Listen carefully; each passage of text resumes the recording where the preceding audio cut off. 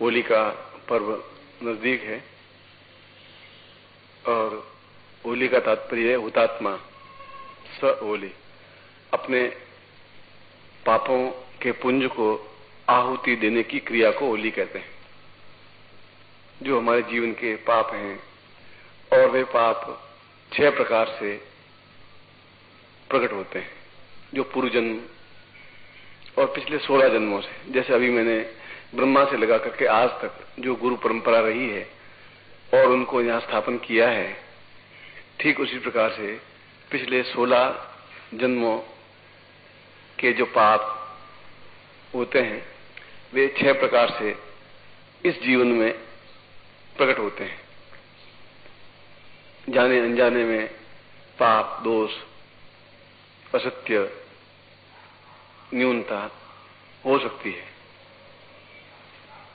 इस पर हमारा वश नहीं है, मगर इनको समाप्त करने की कोई टेक्निक, कोई विधि भी संसार में नहीं है। ये पाप या तो अपने साथ ढोते हुए अगले जीवन में फिर उतना ही दुख भोगना पड़ेगा, उस अगले जीवन में भी फिर अगले 16 जन्मों में वह दुख, तो वह जो कर्जा है, वह जो ऋण है जो आपने पिछले जीवन में अपने ऊपर ओढ़ा है, उसको ढोना ही पड़ेगा आपको। अगला जीवन फिर लेना पड़ेगा, फिर ढोना पड़ेगा, या इस जीवन में ही गुरु सेवा करते हुए वह ऋण चुकाना पड़ेगा।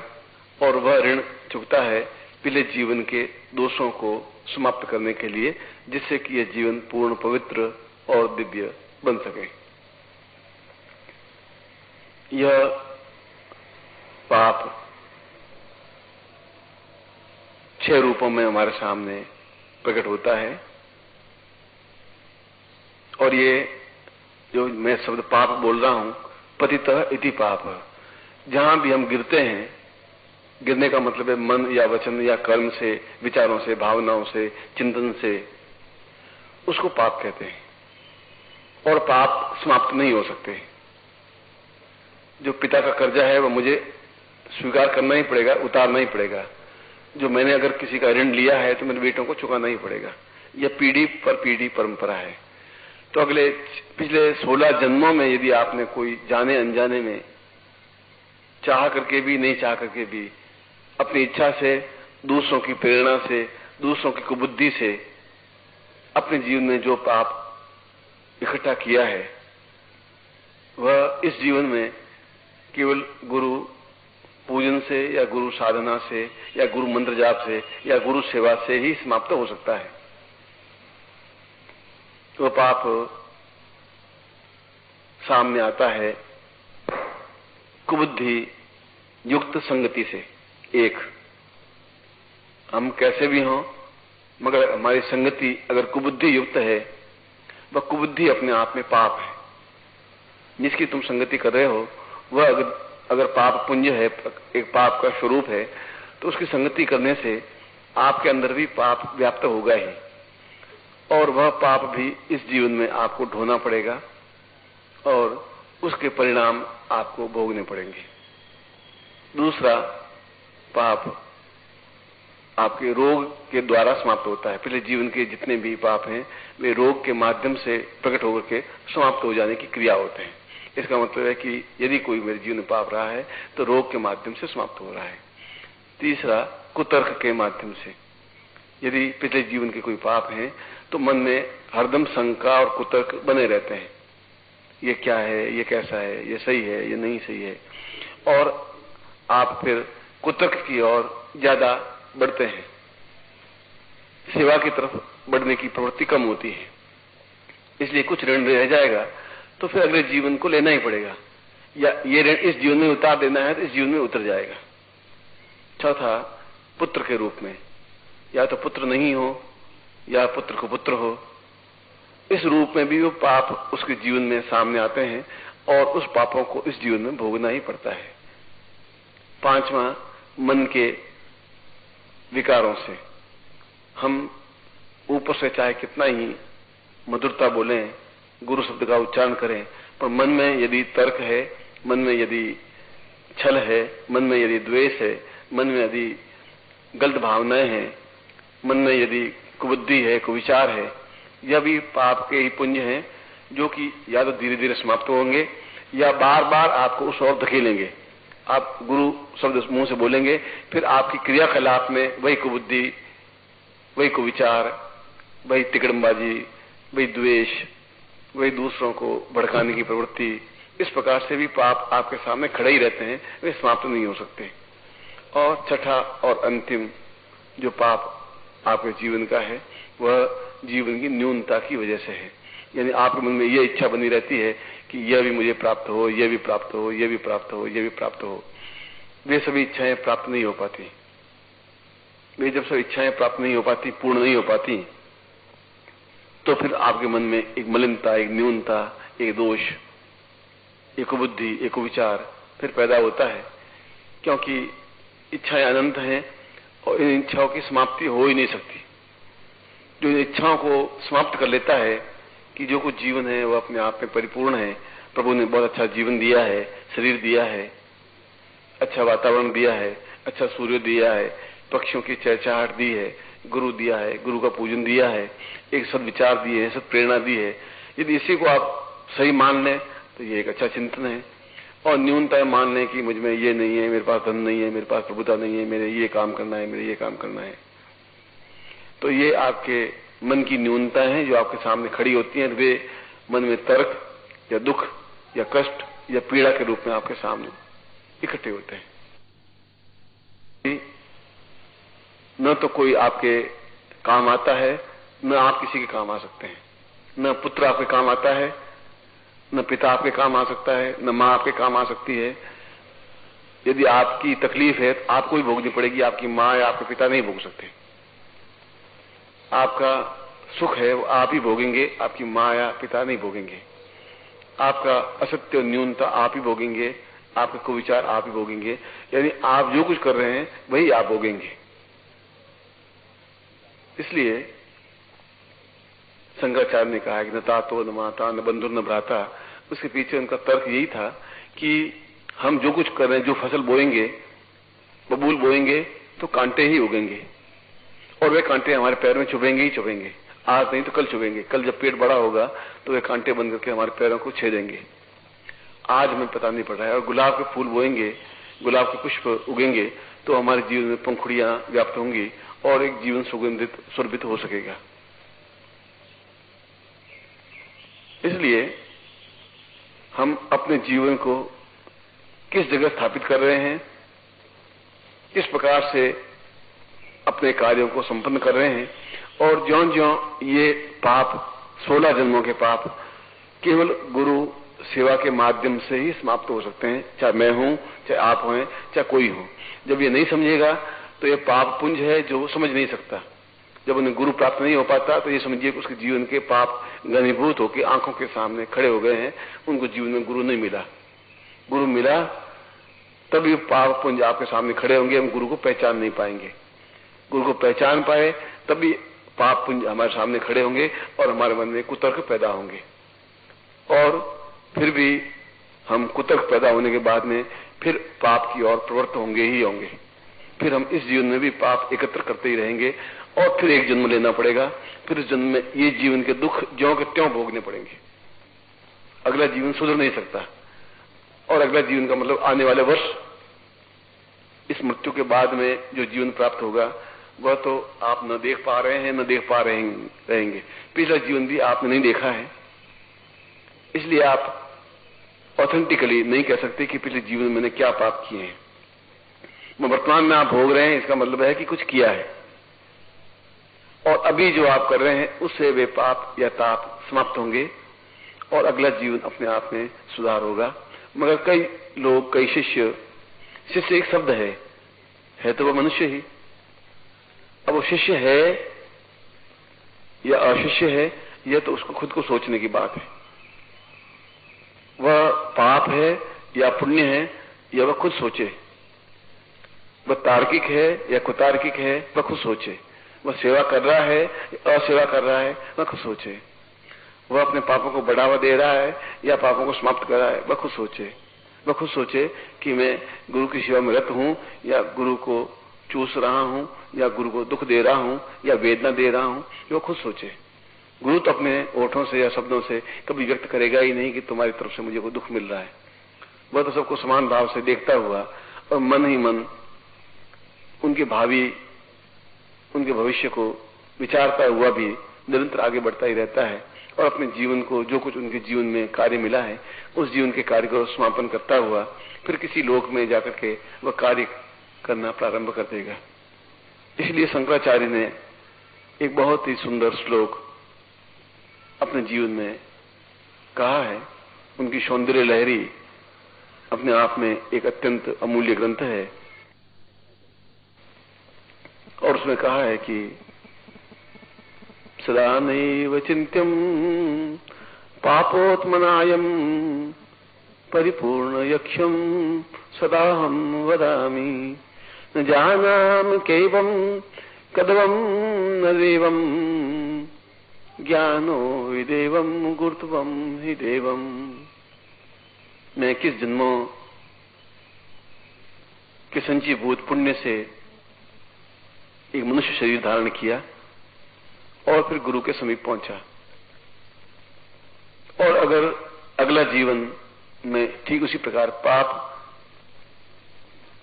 को एकत्र करता हुआ, पाप की कमाई एकत्र करता हुआ, पाप में लिप्त होता हुआ, दोष में लिप्त होता हुआ, कुतर्क में लिप्त होता हुआ बढ़ता रहूंगा तो यह जीवन निरंतर दुखपूर्ण बना ही रहेगा, वेदनाएं बनी रहेंगी।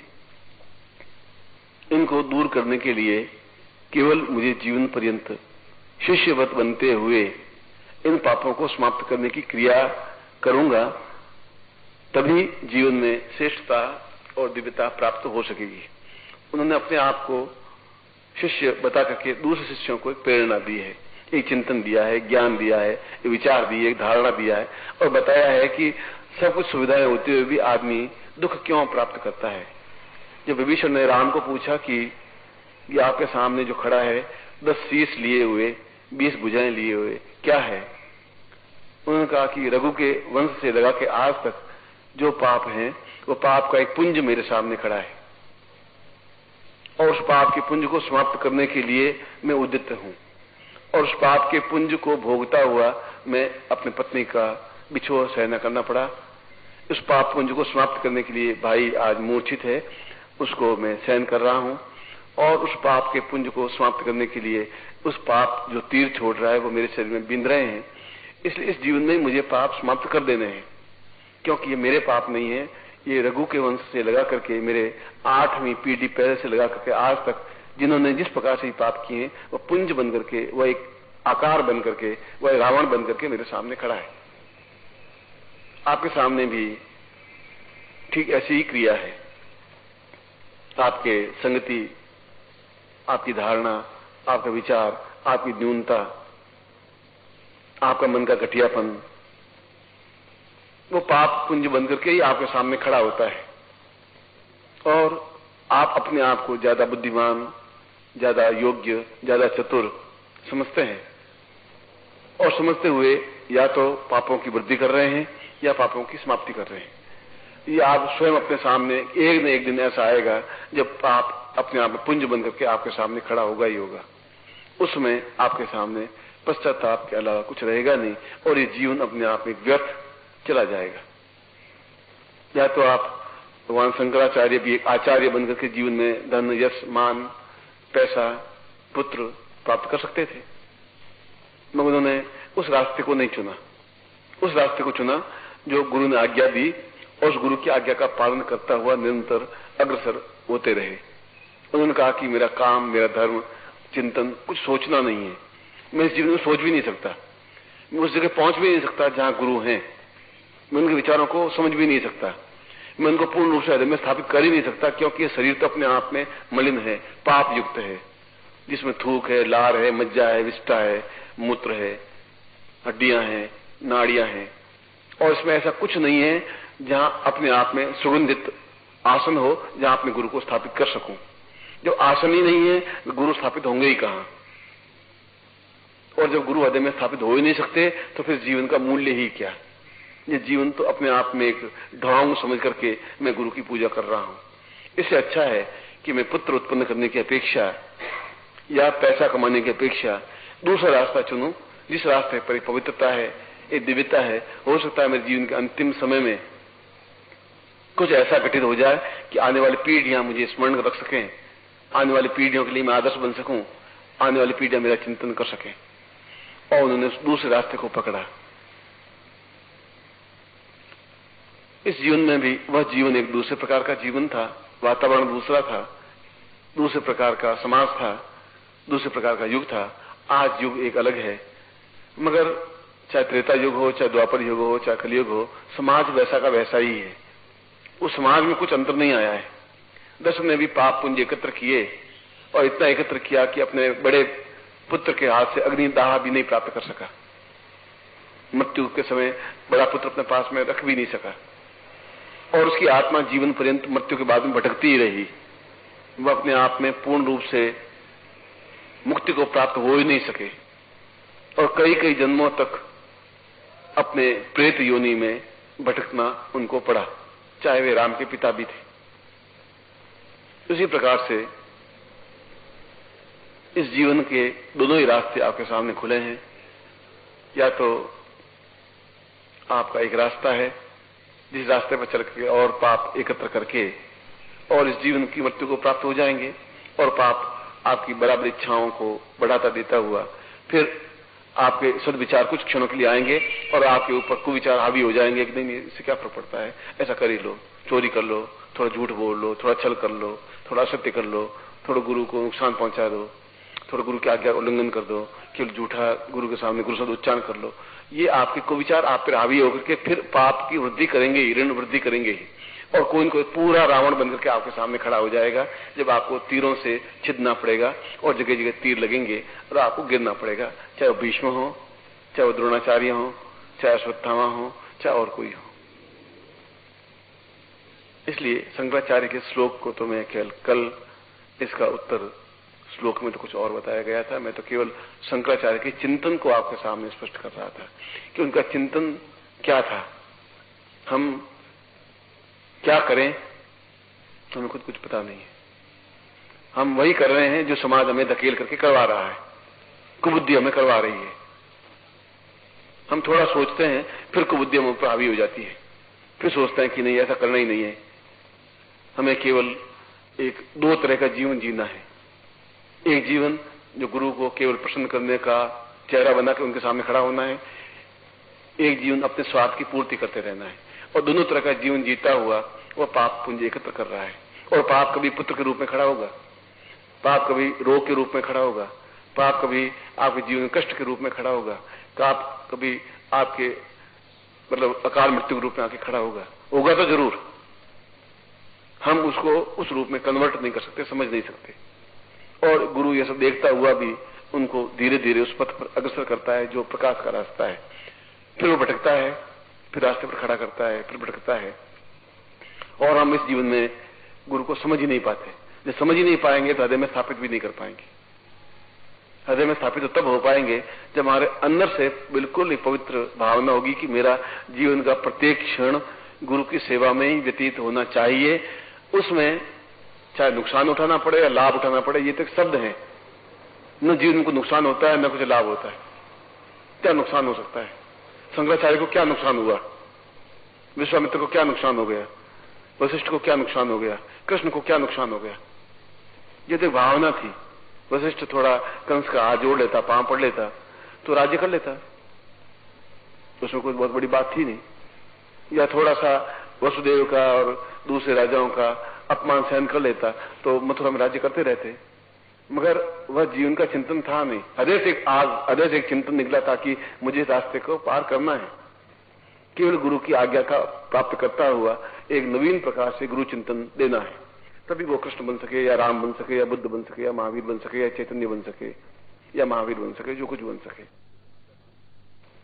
ये आपके सामने दोनों रास्ते हैं।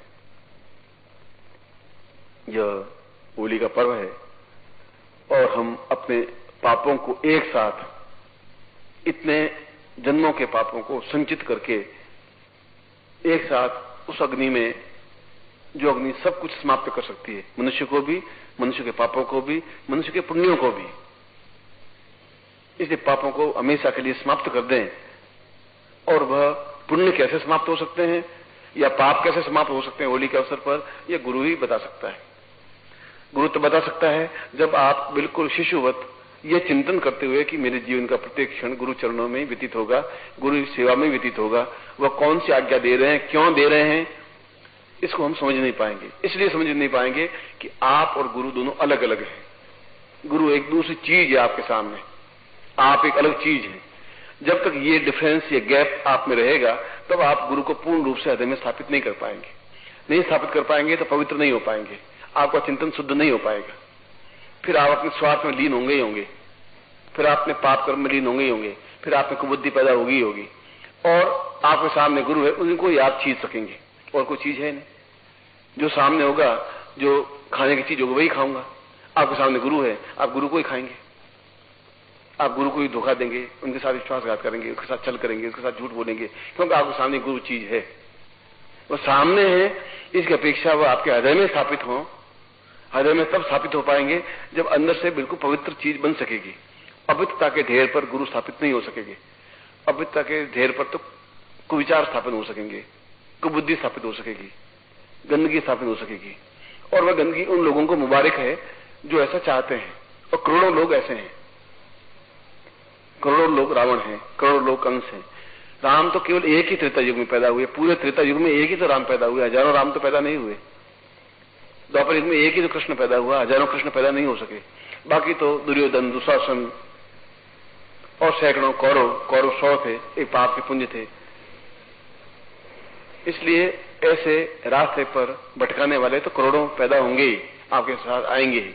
आप उनके साथ भटकें या आप अपने आप में एक ही व्यक्तित्व बन सकें और अपने आप को पूर्ण रूप से लीन कर सकें कि जल में कुंभ, कुंभ में जल है, बाहर भीतर पानी। मैं अलग जल हूं क्योंकि घड़े के अंदर हूं। ये समुद्र का पानी जो मेरे घड़े में, वह एक अलग है क्योंकि मेरे बाहर है, और मेरे बीच में एक मिट्टी की दीवार है। फूटा कुंभ जल जल ही समाना। ज्यों ये घड़ा फूट जाएगा तो ये पानी और उस पानी में मिलाप हो जाएगा। ये तत्व कहा गया नहीं। उस ज्ञानी गुरु ने ये कहा कि ये बीच की दीवार जब तुम तोड़ दोगे, जब ये विचार छोड़ दोगे मेरे सामने गुरु खड़े हैं, इसकी अपेक्षा यह विचार जिस क्षण आपके मन में आ जाएगा कि मेरे हृदय में गुरु स्थापित है और हृदय शुद्ध और पवित्र है, और फिर बाहर की कोई अंदर तूफान आपको विचलित नहीं करे, ऐसी स्थिति आपकी बने, प्रज्ञावान बन सकें, कृष्ण में बन सकें, राम में बन सकें, तब आपके जीवन के सारे पाप इस होली पर समाप्त हो सकेंगे। अन्यथा गुरु अपने रास्ते पर गतिशील रहेगा और ये शरीर तो एक समाप्त होने की क्रिया है ही, समाप्त होगा ही। जीवन के क्षण तो समाप्त होंगे। ये आपका चिंतन है कि आप गुरु सेवा करें या अपनी खुद की सेवा करें या अपने पाप की पूजा करें या अपने पुण्य की पूजा करें या अपने स्वार्थ की पूर्ति करें या गुरु के कार्य को संपन्न करें।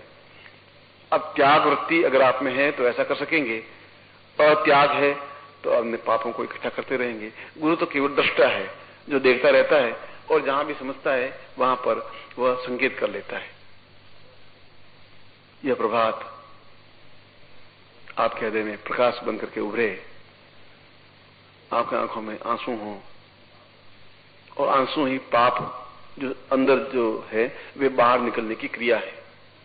अंदर के जो कुछ दुख है, दरिद्रता है, कष्ट है, पीड़ा है, पूर्व जन्म के पाप हैं, वे सब आंसू बन करके ही निकल सकते हैं। जब आंख में आंसू नहीं होते तो समझिए कि मेरे अंदर उतना ही कुत्सित विचार, उतनी कुबुद्धि, उतने कुतर्क हैं। वे अश्रु उन चरणों में प्रक्षेपित हो जिनको हमने गुरु कहा है, तब हम अंदर से पूर्ण पवित्र बन सकेंगे। और जैसे एक बछड़ा गाय को देखता हुआ, अपनी मां को देख करके दौड़ता हुआ उनके स्तनों से लिपट जाता है, तब ठीक उसी प्रकार से जिस प्रकार से चिड़िया अपने डैने, अपने पंख फैला करके अपने अंडों को, अपने बच्चों को रक्षा करती है, तब गुरु ठीक उसी प्रकार से अपने बच्चों को, अपने शिष्यों को अपनी गोद में लेकर के उसकी रक्षा करने के लिए सन्नद्ध हो जाता है। ऐसे अच्छे विचार, ऐसे चिंतन आपके मन में उदय हों, मैं ऐसी उम्मीद करता हूं, मैं ऐसी इच्छा करता हूं कि ऐसा ही प्रकाश हमारे सामने उदय हो, हमारे अंदर एक भावना हो, 24 घंटे एक चिंतन हो, 24 घंटे कार्य में संलग्न हो और 24 घंटे अपने आप को पवित्र दिव्य बना करके ऐसा कुछ कार्य कर सकें, आने वाली पीढ़ियां शंकराचार्य की तरह, विश्वामित्र की तरह, वशिष्ठ की तरह, कृष्ण की तरह, राम की तरह हमें याद रख सके, दशरथ की तरह प्रेतात्मा बन करके नहीं भटक सके, वसुदेव की तरह दुखी और दरिद्र जीवन, जितना वसुदेव का जीवन दरिद्र अवस्था में, दुखी अवस्था में बीता, उतना तो किसी का जीवन बीता ही नहीं। यौवन में बेड़ियों में कैद रहे और कृष्ण के जाने के बाद में वे दुखी और दरिद्री कष्ट पीड़ा भुगतते रहे, चाहे कृष्ण के पिता थे। पिता अपना पाप भोगेगा, आप अपने पाप भोगेंगे, आप अपना पुण्य भोगेंगे, पिता अपने पुण्य भोगेंगे। उनके लिए या पुत्र के लिए आप इकट्ठा कर रहे हैं, ये आपकी न्यूनता है। इसलिए उसने कहा कि न तो हमारा कोई है नहीं, है केवल स्वार्थ युक्त, क्योंकि स्वार्थ बिल्कुल स्पष्ट है कि हम जब मृत्यु को प्राप्त होते हैं तो सब एक किनारे खड़े हो जाते हैं, हम अकेले ही जाते हैं। रोग होता है तो हम अकेले ही भोगते हैं, पति आपका नहीं भोगता है, बेटा आपका नहीं भोगता है, हम मन में उत्साह है हम ही भोगते हैं। तो जीवन का सौभाग्य होता है कि एक जीवित जागृत गुरु आपके जीवन में प्राप्त हो और हम उसे प्राप्त करें, उनके सामीप्यता प्राप्त करें, सानिध्यता प्राप्त करें, उनके जीवन के दुख, दरिद्रता, कष्ट और पीड़ा, तनाव और दुख को अपने ऊपर लें और समाप्त करें। यद्यपि वह देता नहीं है, मगर फिर भी यह तो एक उनकी ऋण, चाहे पुत्र का ऋण मुझे चुकाना पड़े, चाहे आपका ऋण मुझे चुकाना पड़े, मैं भी चुकाता ही हूं अगर गुरु रूप में हूं तो। इसलिए जो त्यागवर्ती अपना कर, त्याग में वर्ता कर और अपनी कुबुद्धि, अपने कुविचार, अपनी षड्यंत्र, अपना छल, अपनी धोखा देने की प्रवृत्ति और रक्त में जो न्यूनता कई 16 जन्मों से आपके पिता, दादा, मां सब आ गए हैं, उन रक्त की शुद्धता नहीं हो सकेगी तो आप चाहे कितने ही उनके पांवों को रगड़ करके धोइए, आप विश्वामित्र या शंकराचार्य नहीं बन सकेंगे। नहीं बन सकेंगे तो जीवन वैसा ही होगा जैसे रावण का है, कंस का है, दूसरे लोगों का है, वैसा जीवन व्यतीत होगा, क्योंकि वृद्धावस्था अपने आप में फिर कई तरह से तकलीफ देगी ही देगी। एक बार फिर मैं तुम्हें आशीर्वाद देता हूं और कल इस श्लोक को जो बोला, इस श्लोक का अर्थ आपके सामने स्पष्ट करता हूं और इस होली का समय में हम ज्यादा से ज्यादा गुरुमय बन सकें, गुरु एकाकार बन सकें, गुरु को अपने अंदर स्थापित कर सकें और पूर्ण रूप से पुण्यात्मा बन सकें, देवात्मा बन सकें, भूतात्मा बन सकें और जीवन में हमारे छोटे से कार्य से भी गुरु को पूरे जीवन में एक क्षण की देवी प्रसन्नता दे सकें तो हम अपने जीवन को धन्य समझेंगे। ऐसे ही आपका जीवन धन्य हो, ऐसे ही मैं आपको आशीर्वाद देता हूं, कल्याण कामना करता हूं। पूर्णात् सदा पूर्णमदेव चिन्त्यम् देहोऽन्ता वै परिपूर्णनित्यम् कृष्णस्वरूपम् भवतापनेत्रम् निचिन्त्यम् सदेहम् पापम् परेण्यम्। वेदव्यास वो पहले ऋषि थे जिन्होंने चारों वेदों का संपन्न किया था, चारों वेदों को सही ढंग से क्रमबद्ध किया था। जब हम अपने आप को ही ये समझेंगे कि मैं श्रेष्ठ हूं तो उसमें दूसरी चीज नहीं आ सकती, गुरु का उपदेश नहीं आ सकता तो ये गुरु की मूर्खता है कि उपदेश दे, गुरु की न्यूनता है। वह शिष्य की अपने आप में न्यूनता है कि वह उस बात को अपने हृदय में उतारे ही नहीं। वेदव्यास ने कहा कृष्ण की गीता को समझने के लिए तो कई हजार वर्ष लग जाएंगे, उनको सही ढंग से समझने के लिए, एक श्लोक को समझने के लिए। और उसी प्रकार से एक गुरु के शब्द को पूरी तरह से हृदय में उतारने के लिए कई वर्ष या कई समय लग जाएंगे। मैंने अभी आपके सामने 2 मिनट पहले कहा कि वेदव्यास ने पूर्ण शब्द की व्याख्या क्या की है, आपने सुन लिया। उस सुनने से न कोई आपको फायदा हुआ, न मुझे बोलने से कोई फायदा हुआ। जब तक उसको हम जीवन में उतारेंगे नहीं, उन्होंने कहा है कि मैं अपने अहम का विसर्जन कर दूं, और अहम का विसर्जन का मतलब है अपने आप को समर्पित कर दूं। अहम का विसर्जन कब होगा? जब अपने आप को विसर्जित कर देंगे, अपने आप को समर्पण कर देंगे। और अपने आप को समर्पण तब होगा जब हमारे पास यह अहंकार की भावना नहीं होगी कि मैं सेवा कर रहा हूं, या मैं सुंदर हूं, या यह मैं कार्य कर रहा हूं। आप कोई कार्य नहीं कर रहे। किसने कहा है कि क्रियमाणाय वै रूपम चिंत्यम प्रेतम वदेन्यतः। जो आदमी काम करने के बाद सोचता है कि यह मैंने काम किया है, तो वह प्रेत है। और प्रेत है तो उसमें और मनुष्य में करोड़ों मील का अंतर है, क्योंकि वो मनुष्य तब तक बन ही नहीं सकता। और जब मनुष्य नहीं बन सकता तो फिर देवता बनने की, महापुरुष बनने की संज्ञा तो बहुत दूर है। ये इतना आसान रास्ता नहीं है। जो कृष्ण ने कहा कि राधा तुम अपने आप को पूर्ण रूप से गलित कर लो, अपने आप को विसित कर लो, तुम हो ही नहीं। फिर तुम हो ही नहीं तो तुम्हारा फिर कौन सा आंसू है, तुम्हारा कौन सा विरह है, कौन सी वेदना है। फिर तुम अपने आप में जब लीन ही नहीं कर पाओगी, जब मीरा अगर अपने आप को लीन नहीं कर पाती तो मैलों से फिर नीचे नहीं उतरती। फिर 100 बार सोचती कि लोग क्या कहेंगे, सांगा क्या कहेंगे, मेरे ससुर क्या कहेंगे, तो वो अपने आप को मीरा नहीं बन पाती, फिर राधा नहीं बन पाते, फिर सूर नहीं बन पाते, फिर कबीर नहीं बन पाते, फिर तुलसी नहीं बन पाते, फिर नानक नहीं बन पाते। और ये नहीं बन पाए तो फिर हम प्रेमदास हैं, गोकुलचंद हैं, हरिलाल हैं, और ऐसे ही हम प्रेत योनि में जिंदा रहते हुए समाप्त हो जाएंगे और समाप्त हो जाते हैं। हम उस जीवन का, उस क्षण का आनंद ले ही नहीं पाते हैं, ले ही नहीं पाओगे आप, जब तक आप अपने आप को विसर्जित करके उनके भावों का अनुरूप नहीं बन पाओगे। क्योंकि आखिर उसने कोई ज्ञान प्राप्त किया है तो अहम का विसर्जन किया होगा। ये जो नीम का पेड़ है, वो नीम का पेड़ आज से 5 साल 7 साल पहले एक छोटा सा बीज था जो मैं उंगली में ले सकता था। उसने अपने आप को विसर्जित किया, जमीन अपने आप को गाड़ दिया। अगर वो घमंड से कहता कि मैं बीज हूं, मैं कह के ले गड़ू, मैं बाहर बैठा हूं आराम से, तो नीम का पेड़ नहीं बन पाता, उसके नीचे 20 लोग नहीं बैठ पाते। जब तक आप अपने आप को ये सोचेंगे कि मैं ये काम कर रहा हूं, मेरी वजह से ये काम हो रहा है, तो आपके पहले वो काम कौन करता था, आपके बाद काम कौन करेगा। ये जरूर है कि एक व्यक्ति की पूर्ति दूसरे व्यक्ति से नहीं हो सकती। कृष्ण की पूर्ति किसी और व्यक्तित्व से नहीं हो सकती, चैतन्य से नहीं हो सकती। चैतन्य भले ही कृष्ण में लीन हुए रहे हों, कृष्ण के अंश रहे हों, पर कृष्ण की प्रतिमूर्ति नहीं बन सकते। एक व्यक्ति एक बार ही पैदा होता है और वह अपने आप में एक अलग व्यक्तित्व है, अलग स्वतंत्रता है, अलग इकाई है। ठीक उसी प्रकार से वेद व्यास अपनी दूसरी पंक्ति में कह रहे हैं कि गुरु भी अपने आप में एक अलग इकाई है। ये अलग बात है कि हम गुरु को केवल देखते हैं और सुनते हैं, उनको हृदय में उतारने की क्रिया हमारे जीवन में आती ही नहीं। 24 घंटों में केवल 2 मिनट सुनते हैं सिर्फ, बाकी 23 घंटे 58 मिनट हम अपने आप में ही क्रियमाण रहते हैं। तब उनके जीवन के या उनके कहे हुए शब्दों को जब उतारेंगे ही नहीं तो फिर उनका सुनने से कोई फायदा भी नहीं, अपने समय को बर्बाद करने से कोई फायदा भी नहीं।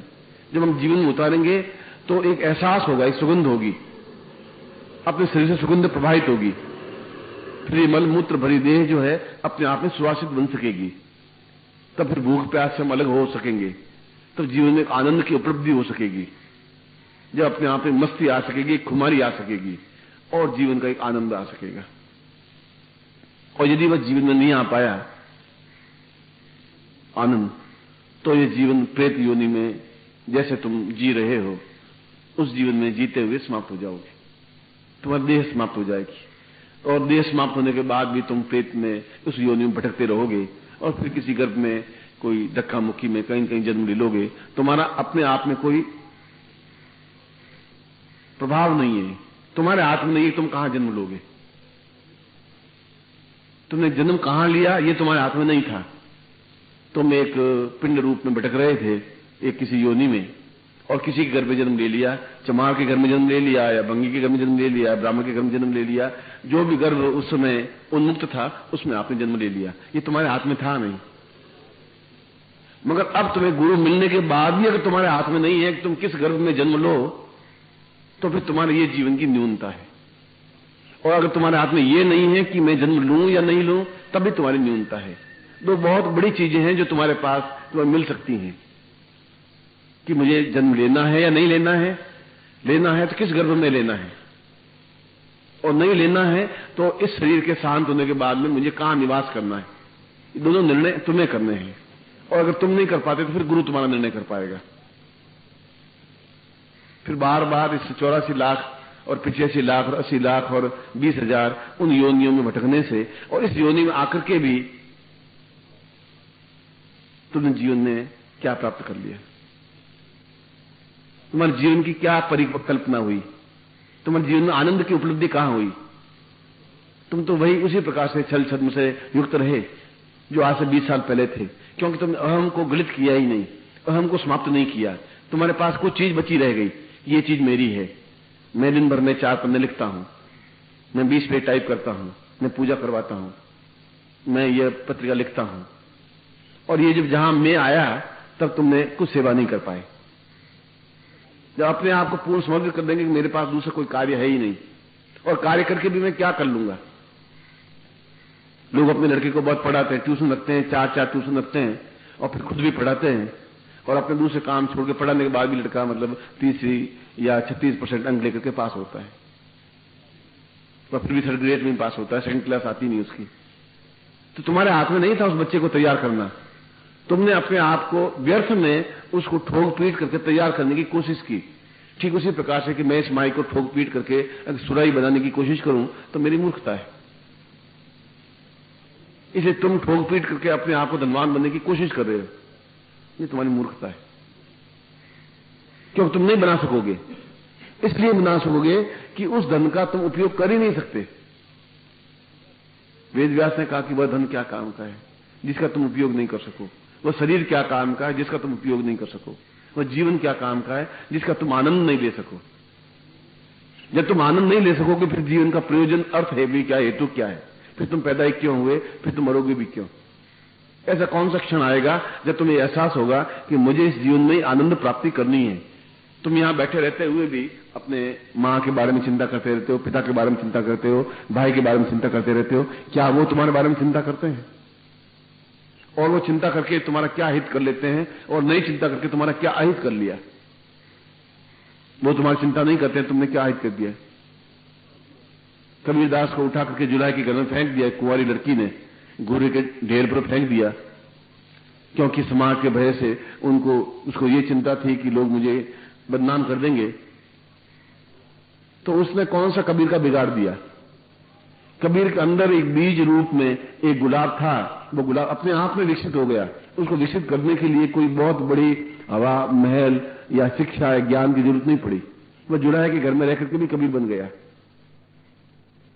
तुलसी जब पैदा हुआ तो रत्नावली और उनकी तुलसी ने, मां ने कोई मतलब बहुत बड़ी उपलब्धि प्राप्त नहीं की, उसको छोड़ दिया।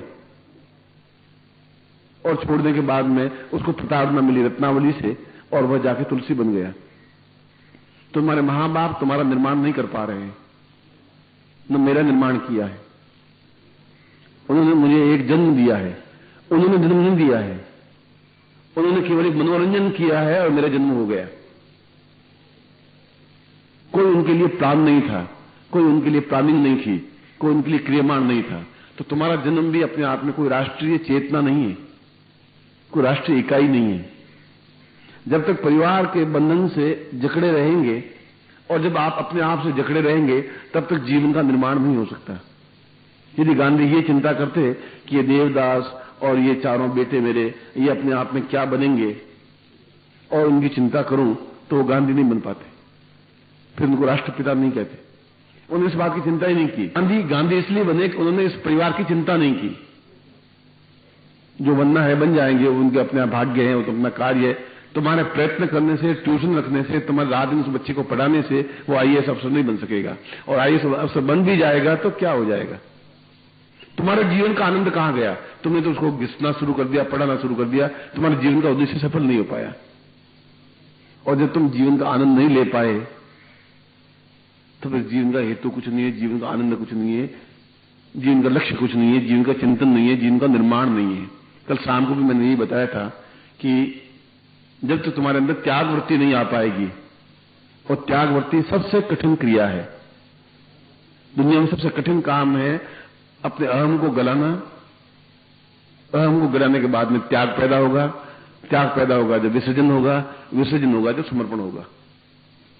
ये चारों क्रियाएं कठिन है, ये चारों क्रियाएं आसान है।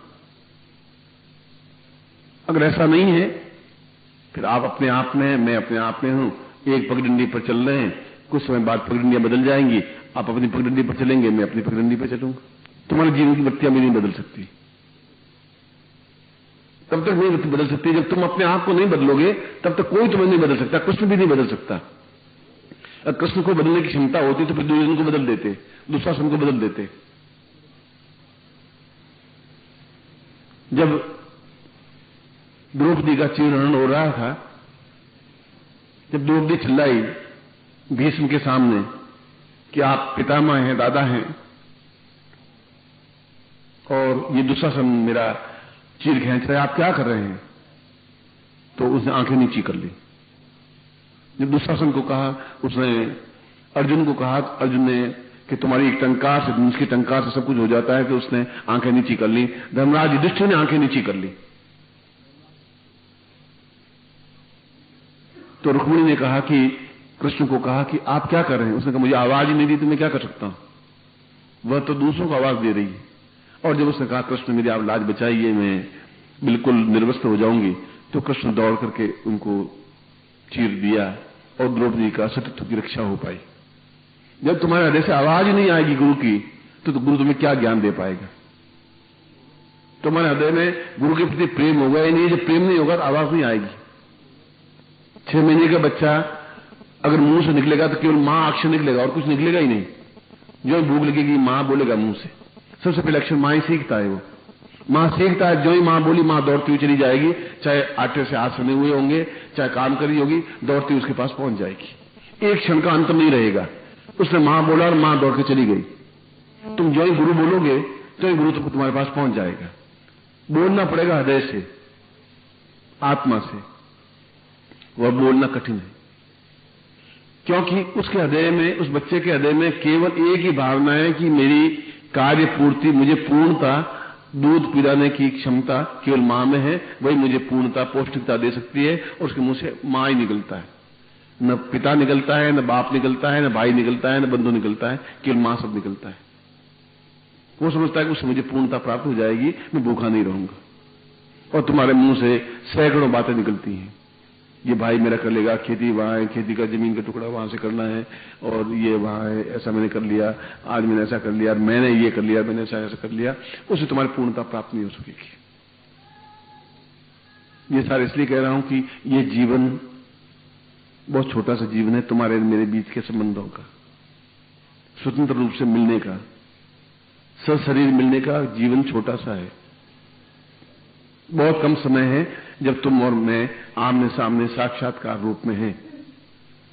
और ये शरीर एक न एक दिन विनश्य होगा ही, और जो विनाश हो जाएगा, समाप्त हो जाएगा। क्योंकि देह का मतलब है क्षरण होना, समाप्त होना, धीरे धीरे छीजना, धीरे धीरे कमजोर होना। और जब समाप्त हो जाएगा फिर तुम्हारे पास क्या बचेगा? तुम किसको आवाज दोगे, मां या गुरु? आवाज किसको दोगे? कौन दौड़ के तुम्हारे पास आएगा? फिर तुम्हारी पूर्णता कैसे प्राप्त होगी?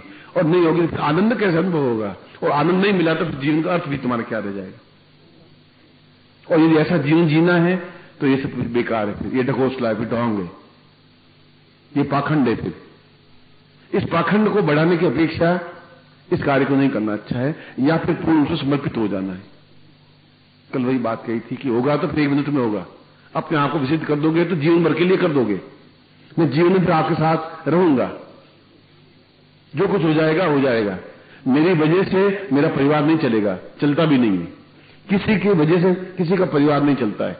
मेरी वजह से मेरा परिवार चले तो मैं मृत्यु के बाद ही फिर परिवार समाप्त हो जाना चाहिए, बिल्कुल अग्नि में जल जाना चाहिए, फिर तो मकान जल जाना चाहिए। मेरे बाद भी परिवार चलेगा ही चलेगा।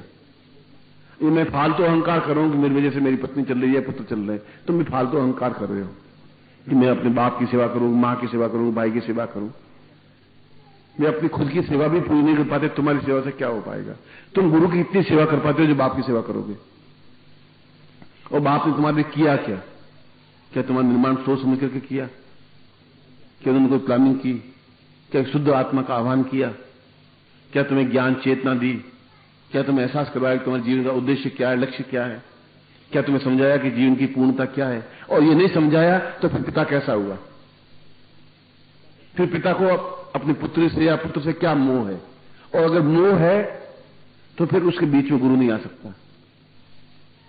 जहां काम है फिर उसके बीच में गुरु नहीं आ सकता, और वह नहीं आ सकता तो फिर जीवन धिक्कारने योग्य है, जीवन फटकारने योग्य है, जीवन को समाप्त करने योग्य है। वह जीवन नहीं है, वह तुम्हारे जीवन का आनंद नहीं है, वह तुम्हारे जीवन की तृप्ति नहीं है, वह जीवन की तुम्हारी श्रेष्ठता नहीं है, वह जीवन की तुम्हारी दिव्यता नहीं है। मैं समझ नहीं पा रहा हूं कि ऐसा कब ठोकर लगेगी तुम्हें। मैं समझ नहीं पा रहा हूं कि तुम्हें कब ये चेतना आएगी, ये कब तुम्हें एहसास होगा कि मुझे अपने जीवन का प्रत्येक क्षण, उनके प्रत्येक शब्द को नियंत्रित करना है। ये कब समझ में आएगा कि मुझे पूर्ण बनकर उसका आनंद का उपयोग करना है। ये तुमने अभी ध्यान किया, सिद्धाश्रम के 16 श्लोक बोले कि मैं सिद्धाश्रम में जाकर के ऋषि मुनियों के पास बैठूंगा, बोल दिया। ये तो रोज बोल लोगे आप। वेद व्यास कह रहे हैं बोलने से कुछ नहीं हो सकता, क्योंकि जिह्वा दग्धकारी है, जिह्वा जली हुई है। जीभ तुम्हारी साबित नहीं है, क्योंकि उसके ऊपर मैल, झूठ, छल, कपट की इतनी पर चढ़ी हुई है कि वो शुद्धता से गुरु शब्द उच्चारण नहीं कर सकती। जली हुई चीज किसी प्रकार का धुआं तो दे सकती है, एक आग पैदा नहीं कर सकती। तुम्हारी जीभ में आग नहीं है, श्राप देने की शक्ति नहीं है, वरदान देने की शक्ति भी नहीं है। तुम किसी का कल्याण भी नहीं कर सकते, तुम किसी का नुकसान भी नहीं कर सकते। तुम्हारे पास कोई पात्रता है ही नहीं, और किसी गुरु के पास रहकर के भी पात्रता नहीं आ पाई तुम्हारी, तो फिर तुम्हारे जीवन का अर्थ, तुम्हारे जीवन का चिंतन कुछ नहीं है। तुमने कोई सेवा की ही नहीं। तुम एक ढकोसला, एक ढोंग, एक पाखंड कर रहे हो, और मैं भी एक पाखंड कर रहा हूं कि हां तुम बहुत योग्य हो, तुम श्रेष्ठ हो। ये तुम्हें बता रहा हूं, इसलिए कर रहा हूं कि ठीक तुम अपने आप को गधा कहलाने में श्रेष्ठ कहते हो, तुम्हें गधा श्रेष्ठ कह देता हूं। तुम अपने आप घोड़ा कहलाने श्रेष्ठ कहते हो, मैं घोड़ा कह देता हूं। तुम जिस दिन मनुष्य कहलाने, शिष्य कहलाने लगोगे, मैं आपको शिष्य कह दूंगा, और तुम शिष्य बनने की पात्रता उत्पन्न करें, एहसास करें कि मेरे जीवन का प्रत्येक क्षण व्यतीत होगा, इसी कार्य में व्यतीत होगा जो उनका कार्य है। उसके कार्य को निरंतर अग्रसर करना मेरे जीवन का निर्माण हेतु श्रेष्ठता है। इसके अलावा दूसरा कार्य करने से भी मैं कोई बहुत महानतम व्यक्तित्व नहीं बन पाऊंगा। बिरला भी वैसे ही मरा जैसे आप और हम मरे, देश में ही नहीं मरा। घनश्याम दास बिरला तो लंदन में जाके मरा, यहां की मिट्टी भी नसीब नहीं हुई उसको, वो वहीं दफन हुआ, वहीं समाप्त हुआ, और वह भी लकड़ियों में नहीं, आग के चैम्बर में, बिजली के चैम्बर में। वो बिरला, वो धन क्या काम आया जो अपनी मातृभूमि पर नहीं मर सका, यहां के सुशांत की रात को नहीं ले सका। वह लक्ष्मी उस घनश्याम दास बिरला के क्या काम आई जो लंदन में जाके मरा, और वहीं जाकर के वो उस चैम्बर में झोंक दिया जाता है, जैसे एक लकड़ी झोंक दी जाती है, वैसे समाप्त हो गया। फिर जीवन का निर्माण वो नहीं किया था उसने। जीवन का निर्माण तब होता जब हम मृत्यु को सहजता से प्राप्त। भीष्म ने मृत्यु को प्राप्त किया, उसने कहा मैं चाहूंगा तो मरूंगा, चाहे बाण लगे, चाहे हजारों बाण लगे, पर मृत्यु मेरे कहने से आएगी। उसमें वीरता थी, श्रेष्ठता थी, दिव्यता थी, मैं देखना चाहता हूं। इसलिए पैसों से वह मातृभूमि में मृत्यु को प्राप्त नहीं कर पाया, करोड़ों रुपए खर्च करने भी मृत्यु को प्राप्त नहीं कर पाया, अपनी इच्छा अनुसार मृत्यु को प्राप्त नहीं कर पाया। वह उनका व्यक्तिगत मामला है, मैं तो केवल एक उदाहरण दे रहा हूं जो इतिहास है, जो सत्य है। और यही वेद व्यास कह रहे हैं कि यह मनुष्य की सबसे बड़ा न्यूनता है, सबसे बड़ी भूल है, सबसे बड़ी कमी है कि हम सही अर्थों में शिष्य बन नहीं पाए, बन ही नहीं सकते, बन नहीं पा रहे हैं। इसलिए कृष्ण को समझना बड़ा कठिन है। और वेद व्यास कह रहे हैं यह मेरे जीवन की सबसे बड़ी न्यूनता है कि वेदों का संपादन तो किया पर वेदों को जीवन में उतार नहीं पाया। जो वेदों को नहीं उतार पाया तो कृष्ण को मैं कहां से उतार पाऊंगा, जो कृष्ण को नहीं उतार पाऊंगा तो फिर गुरु को कहां से उतार पाऊंगा। क्योंकि कृष्ण भी तब बना जब किसी गुरु के पास पहुंचा, त्याग करके, सब कुछ त्याग करके। नंद उसके पास था, वसुदेव था, राज्य था उसके पास में, देवकी थी, यशोदा थी, गोप ग्वाले थे, राधा थी, ये सब कुछ त्याग करके वह जाकर के एक जगह शिक्षा प्राप्त कर सका, एक गुरु के समीप रह सका, और एक क्षण भी उसके हृदय से गुरु निकला नहीं। इसलिए कृष्ण ने कहा कि गीता के 18वें अध्याय में कृष्ण ने कहा कि ममा सर्वेत वतामावा अज्ञानात् मनितई वदई पूर्णता में उच्चेते गुरुराधिकम कृतः। मैं जो कुछ हूं, जो कार्य किया है, जो काम कर रहा हूं, जो काम करूंगा, वह सारा कार्य मैं नहीं कर रहा हूं, क्योंकि मेरे अंदर एक गुरुत्व है, वह निरंतर ये कार्य मुझे करवा रहा है। क्योंकि एक क्षण में उसको बोला नहीं हूं, तो वह मुझे काम करने से, पकड़ने से अलग कर ही नहीं पा रहा है। इसलिए मैं जो कार्य करूंगा वह ऐतिहासिक होगा, क्योंकि मैं उनके निरंतर प्रेरणा से ही कार्य करता आ रहा हूं। अगर गीता सत्य है, कृष्ण सत्य है, तो फिर हम सब असत्य हैं। उन्होंने कहा कि मैं कर नहीं रहा हूं, मेरे अंदर एक गुरुत्व है, वह निरंतर मुझे ये कार्य करने की प्रेरणा दे रहा है, वही मैं कार्य कर रहा हूं। और तुम्हारे अंदर गुरुत्व नहीं है, तुम्हारे अंदर, और वह है, तब तुम त्याग नहीं कर सकते। जब त्याग नहीं कर सकते तो गुरुत्व को प्राप्त नहीं कर सकते। जब गुरु को प्राप्त नहीं कर सकते तो गुरुत्व को अंदर स्थापित भी नहीं कर सकते। तुम्हारी आंखें भीग नहीं सकती, तुम्हारे आत्मा में कमी नहीं आ सकता, चिल्लाहट नहीं आ सकती, चीख नहीं आ सकती, आत्मा की आवाज नहीं आ सकती। और नहीं आ सकती तो तुम्हारे और दूसरे गुरु के बीच में एक बहुत बड़ा गैप, बहुत बड़ा अंतर रहेगा। प्रेमी और प्रेमिका के बीच में अगर गैप है, डिफरेंस है, तो वो डिफरेंस अपने आप में एकाकार नहीं कर पाएगा। शरीर एकाकार तो कर पाएगा, आत्मा का एकाकार नहीं हो पाएगा। क्योंकि शरीर तो आप चाहे अपने आप को कितने समारोह सुधारो, सुंदरता से सजाओ, उसका कोई अर्थ, कोई मूल्य, कोई प्रयोजन है ही नहीं। वह क्या कितना काम आता है उस शरीर का अर्थ है। ये मन कितना काम आता है वह शरीर का अर्थ है। ये चिंतन कितना काम आता है उस शरीर का। और वह चिंतन तुम्हारा बदल इसलिए नहीं सकता कि तुम्हारे अंदर खून किसी और का है, तुम्हारा नहीं है। और वह खून प्योरिफिकेशन तुम नहीं कर पा रहे हो, वह गुरुत्व के द्वारा ही साफ किया जा सकता है और शुद्ध चित्त निर्माण, एक नए व्यक्तित्व का निर्माण हो सकता है। और लास्ट में वेद व्यास कहते हैं कि हे कृष्ण, मैं चाहता हूं कि मेरे अंदर केवल आप और आपके अलावा और कुछ नहीं बचे। ऐसा मैं जीवन जीना चाहता हूं, ऐसा आनंद लेना चाहता हूं, ऐसी खुमारी लेना चाहता हूं। मैं देखना चाहता हूं खुमारी क्या चीज है, आनंद क्या चीज है, तृप्ति क्या चीज है, मस्ती क्या चीज है। ऐसा मुझे आप जीवन दें, ऐसा गुरुत्व दें, ऐसा ज्ञान दें, तब मैं जीवन को पूर्ण समझूंगा और आपका जीवन पूर्ण बने, शायद बने। मैं नहीं कह सकता कि कैसा बन सकेगा, क्योंकि जो मैंने कहा वो आप 5 मिनट के बाद भुला देंगे आप, और बाकी पूरे 23.5 घंटे आप अपने कार्य में लीन हो जाएंगे। और लीन हो जाने का मतलब है आप एक पिंड हैं, एक प्रेत हैं, आप शिष्य नहीं हैं, आप किसी से जुड़े नहीं हैं, आप क्रियमाण नहीं हैं। इसलिए उसने कहा, वेद व्यास ने कहा कि मैं गीता के एक श्लोक को समझने के लिए मुझे 1 साल लगेगा, उसको जीवन में उतारने के लिए। जब उतरेगा ही नहीं तो फिर अगला पढ़ूंगा भी क्या। जब पूरी तरह समझूंगा नहीं तब मैं और काम कर क्या पाऊंगा। जब द्रोण ने पांडवों को सिखाया, अर्जुन को, नकुल को, सहदेव को, युधिष्ठिर को, भीम को, और पहला सबसे पाठ पढ़ाया कि सदा सत्य बोलो, ये सबसे पहले द्रोण ने सिखाया और कहा ये आप सीख करके कल वापस आना, तो कल मैं तुम्हें अगला लेसन दूंगा, अगला ज्ञान दूंगा। दूसरे दिन सभी पांडव 5 आए, जिसने कहा कि सीख लिया, कल मैंने क्या पाठ पढ़ाया था, क्या सीख लिया, सदा सत्य बोलो। भीम ने भी हाथ खड़ा कर दिया, अर्जुन ने भी हाथ कर दिया, नकुल सहदेव ने खड़ा कर दिया, युधिष्ठिर सामने बैठे रहे। उनका युधिष्ठिर क्या हुआ, उसने कहा कि मैंने आपके पाठ को अभी पढ़ा नहीं है, याद नहीं कर पाया हूं। चारों भाइयों ने सोचा कि कैसा जड़मती है, कुछ समझ ही नहीं पाया है। द्रोणाचार्य ने कहा कि अगला लेसन फिर बाद में दूंगा, जब 5 को दूंगा एक साथ दूंगा। 6 महीने बीत गए और चारों भाई खींच रहे थे कि टाइम बर्बाद हो रहा है। द्रोणाचार्य ने पूछा कि युधिष्ठिर क्या बात है, तुम पहले दिन की पंक्ति को सीख नहीं पाए कि गुरुदेव आपने कहा था सत्य बोलो।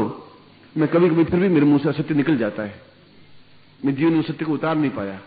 तो जब एक चीज ही नहीं सीखी तो अगली चीज कहां से सीखूंगा। ये कहने से और सुनने से नहीं हो सकेगा, जीवन उतारने से धर्मराज बन सका। उसने कहा मैं अगला लेसन लूं क्या, जब पहला लेसन ही नहीं उतार पाया। जब मैं आज प्रवचन किया वही तुम नहीं उतार पाए जीवन में, तो अगला लेसन देना मेरी मूर्खता है, व्यस्तता है। मैं एक कार्य कर रहा हूं, क्यों सुबह आना है, पूजन करवाना है, और मैं पूजन करवाने के बाद में प्रवचन करना है। मैं समझ रहा हूं इस प्रवचन का कोई अर्थ, कोई मूल्य, प्रयोजन है ही नहीं, क्योंकि आप जीवन उतार नहीं पाओगे, तुम धर्मराज नहीं बन पाओगे। अर्जुन के, नकुल के और सहदेव के नाम अमर नहीं हुए, युधिष्ठिर का फिर भी हुआ, धर्मराज का फिर भी हुआ। तुम जीवन में जब तक त्यागवृत्ति नहीं अपनाओगे, अपने आप को गुरु में लीन नहीं कर पाओगे, गुरु के कार्य में अपने आप को पूर्णता नहीं दे पाओगे, जब तुम स्वतंत्र इकाई नहीं पा पाओगे, तब तक जीवन का कुछ अर्थ, आनंद और खुमारी नहीं आ पाएगी। और वह खुमारी, एक मस्ती, एक तृप्ति, एक आनंद त्याग से पैदा होती है, और वह त्यागवृत्ति तुम में आए और पूर्णता के साथ लीन हो सको, ऐसा ही मैं आशीर्वाद देता हूं और आपकी कल्याण कामना करता हूं।